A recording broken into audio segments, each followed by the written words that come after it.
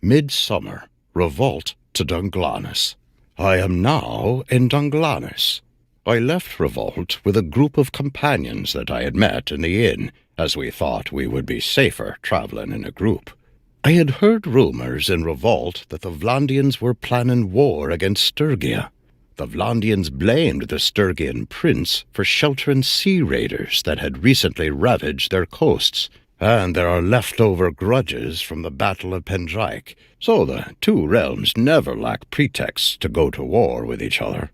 On the second night of our journey, when we had come down from the Ebor foothills into the salt spray meadows of the northern coast, we spotted the watchfires of the Vlandian army, and, across a wide glen, another set of campfires that could only be the Sturgians.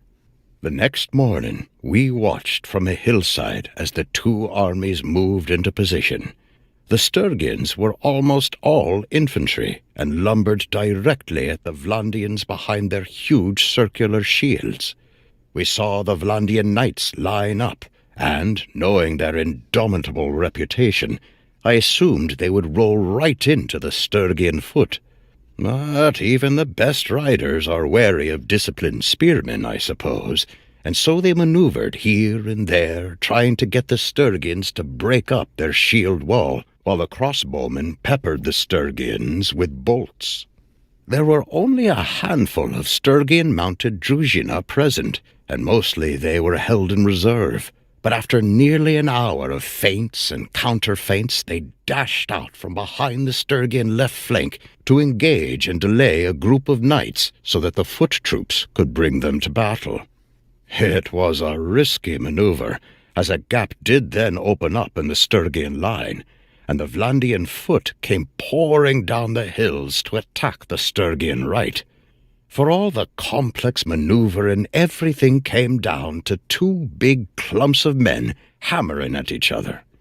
And I suppose whichever side won on one flank first would be able to reinforce the other flank and win the battle. A lot of generalship, I imagine, is knowing how to win quickly where you are strong and to lose slowly where you are weak. We did not stay to find out who won. One of my companions was Fiogrin, a bard who said he had watched a number of battles, as the Battanians will pay highly for eyewitness accounts of fighting set to song. By all means, he said, watch the beginnings, when the armies are drawn up in their battle lines with everyone's armour clean and shining, and you can identify every lord present by his banner.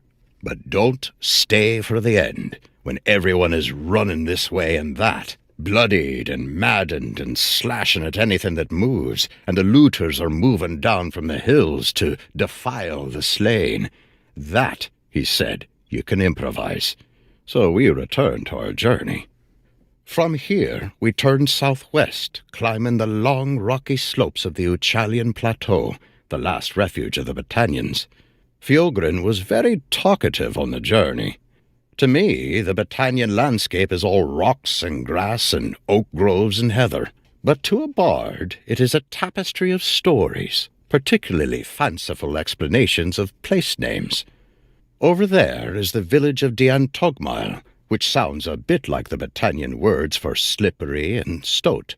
Clearly, that was where old King Mon had pursued one of the Emperor's magicians, who transformed himself into a stoat to escape. Needless to say, there is no record of an emperor who employed magicians. Over here is where the hero Calain, gripped by battle madness, bit his shield before fighting an enemy, and spit out the rim and formed that clump of rocks. Basquiath, shield snack. As we crested the ridge and entered the Uchalian Plateau itself, the land dropped away a little bit, and we found ourselves in a great grove of ancient yew trees, twisted and dark. The Battanians take the trees on the outer edges to make the staves for their bows, but, according to Fiogrin, those in the center are sacred.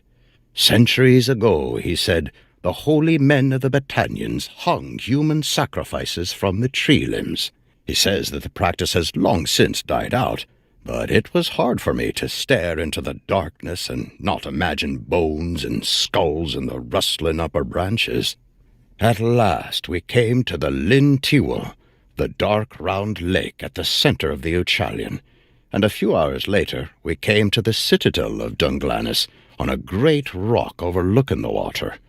In the south we imagine the Battanians as tattooed savages living like beasts, but their houses are large, with high thatched roofs. 30 or more people may sleep in one each night, and their fortifications are indeed impressive, when they're in good repair. Dunglanys is a mad jumble of walls and towers, some crumbling, some ready for war.